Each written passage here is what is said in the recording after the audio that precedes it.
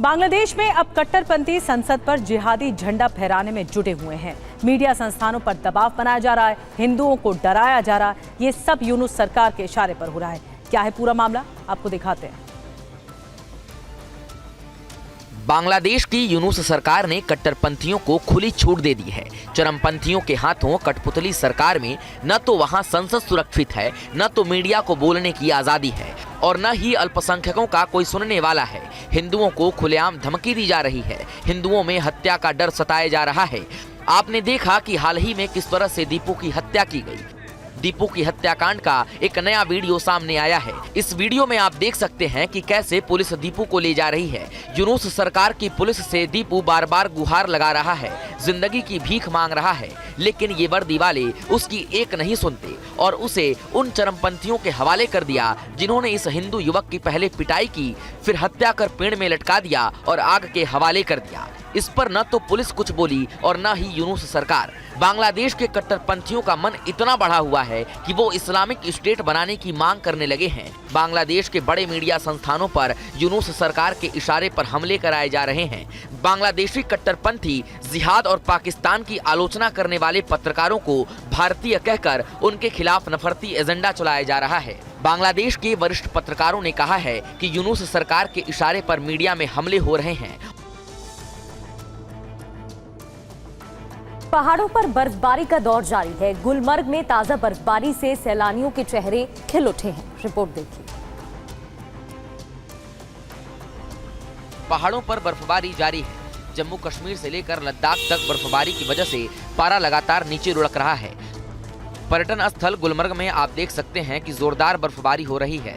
हर तरफ बर्फ की चादर बिछी है। सैलानियों की खुशी का ठिकाना नहीं है।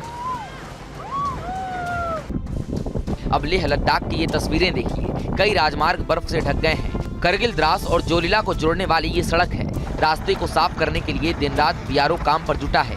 शहरों में भी भारी बर्फबारी हो रही है। और अब एक ऐसी तस्वीर आपको दिखाने जा रहे हैं जिसे देखने के बाद पहली नजर में आपकी आंखें भी धोखा खा जाएंगी, लेकिन यकीन आपको नहीं होगा ये तस्वीर देखकर। आइए आपको रिपोर्ट दिखाते हैं। ये पेड़ देखिए, आप कहेंगे इसमें अलग क्या है। पेड़ में हरे हरे पत्ते लगे हैं, जड़ है, तना है, टहनी है, लेकिन नहीं, ठहरिए, एक बात जो अलग है वही तो कहानी है। इस तस्वीर के थोड़ा और करीब आपको लिए चलते हैं। बिल्कुल ठीक समझ रहे हैं आप। पेड़ पर पत्तों की जगह बड़ी संख्या में तोते का परिवार जुटा है, जिससे पेड़ हरा दिख रहा है। ये तस्वीरें लंदन की हैं। बताया जाता है कि भारत और अफ्रीका में पाए जाने वाले कुछ तोते 1960 से 70 के दशक में ब्रिटेन पहुंच गए और अब इनकी संख्या इतनी हो गई है कि सर्दी के समय पेड़ों पर जमा होकर भ्रम पैदा कर रहे हैं। इधर राजस्थान में किसान और पुलिस आमने सामने नजर आए। उग्र किसानों के आगे पुलिस कुछ नहीं कर पाई। मामला क्या है, इस रिपोर्ट में आपको दिखाते हैं। गेट के एक तरफ किसान, दूसरी तरफ पुलिस, दोनों जोर आजमाइश कर रही हैं और देखिए आखिरकार किसान की ताकत। प्रशासन मुर्दाबाद, मुर्दाबाद। तस्वीरें राजस्थान के श्रीगंगानगर की हैं। दरअसल जल संसाधन विभाग के आगे किसान अपनी मांगों को लेकर प्रदर्शन कर रहे थे।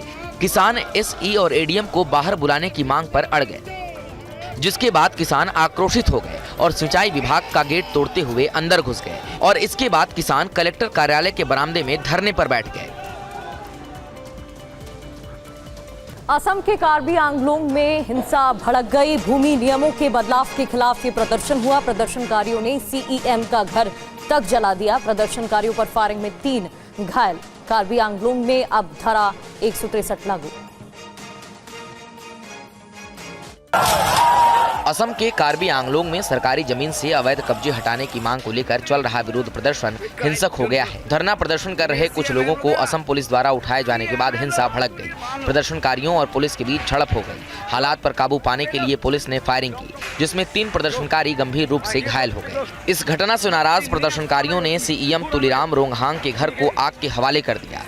प्रदर्शनकारी जगह जगह आगजनी करने लगे, जिसके बाद पुलिस ने मोर्चा संभालते हुए मामले को शांत कराने की कोशिश की। आला आला अधिकारी घटनास्थल पर डटे हुए हैं। पूरे जिले में बिजली सेवा बंद कर दिया गया है। तनाव को देखते हुए जिले में BNS की धारा 163 लगाई गई है। भारी संख्या में पुलिस बलों की तैनाती भी कर दी गई है। राज्य के मुख्यमंत्री हेमंत बिस्वा शर्मा ने लोगों से शांति बनाए रखने की अपील की है। दरअसल अलग अलग संगठनों के सदस्य PGR और VGR भूमि से अवैध अतिक्रमणकारियों को हटाने की मांग को लेकर शांतिपूर्ण धरना दे रहे थे। तनाव तब बढ़ गया जब पुलिस ने धरना स्थल से कुछ प्रदर्शनकारियों को हिरासत में लेना शुरू कर दिया। इसके विरोध में भीड़ उग्र हो गई और पुलिस पर पथराव शुरू कर दिया।